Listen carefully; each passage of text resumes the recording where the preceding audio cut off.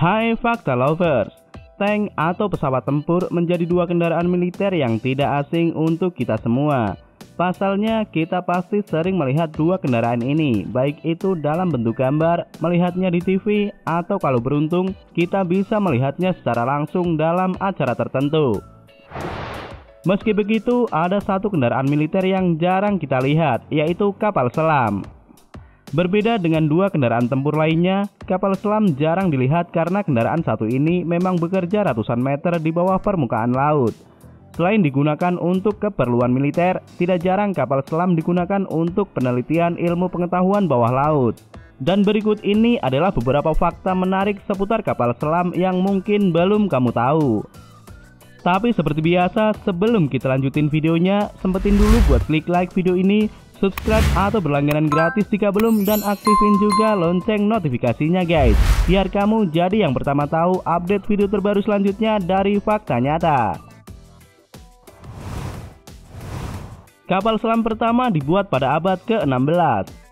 Layaknya kendaraan tempur lainnya, kapal selam hari ini dilengkapi dengan teknologi yang sangat canggih. Bukan hanya bisa bergerak cepat tanpa terdeteksi atau menampung banyak orang, melainkan juga bisa menembakkan senjata di saat yang dibutuhkan. Tapi pernah nggak sih kamu penasaran seperti apa bentuk kapal selam pertama di dunia? Kapal selam pertama di dunia dibuat oleh seorang Belanda bernama Cornelius van Drebbel pada abad ke-16 di Inggris. Pada dasarnya kapal selam ini adalah perahu dayung dengan atap tertutup. Agar air tidak masuk, lambung luarnya dilapisi kulit yang tahan air. Bukan hanya anti air, kapal selam yang kemudian dikenal dengan nama Drebbel 1 ini juga bisa bergerak dengan bantuan 12 orang pendayung yang bekerja di permukaan sungai. Untuk memastikan Drebbel 1 berfungsi, Cornelius van Drebbel melakukan pengujian dari tahun 1620 hingga tahun 1624 di Sungai Thames. Ide pembuatan kapal selam ini sebenarnya sudah ada sejak ribuan tahun yang lalu. Kapal selam pertama memang dibuat pada abad ke-16 dan Cornelius van Drebbel mendapatkan kredit sebagai penemunya. Tapi gagasan soal kapal yang bisa menyelam di bawah air sebenarnya sudah ada sejak 100 atau bahkan ribuan tahun yang lalu. Konon gagasan seputar kapal selam pertama kali muncul pada tahun 332 sebelum Masehi di masa pemerintahan Alexander the Great. Saat itu sang kaisar dimasukkan ke dalam tong kaca untuk mempelajari ikan. Ribuan tahun setelahnya, gagasan seputar kapal selam kembali dikemukakan oleh seorang matematikawan asal Inggris bernama William Burn.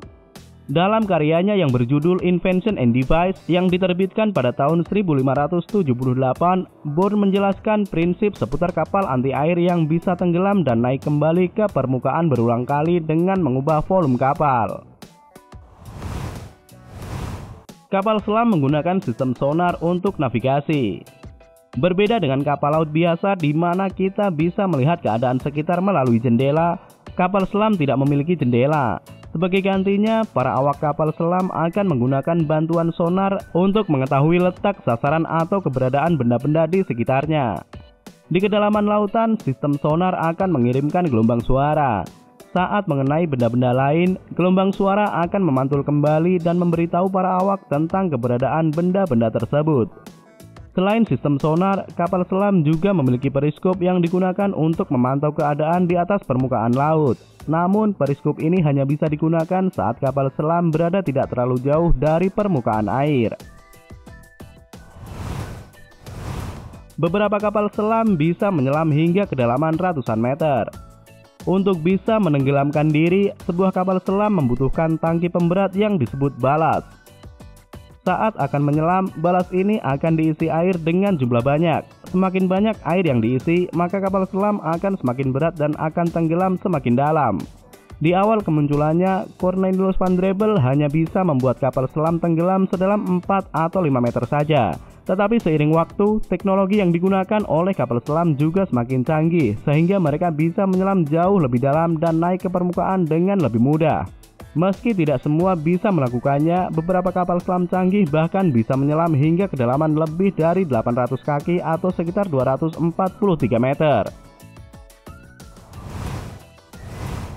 Kapal selam bisa menyelam selama berbulan-bulan.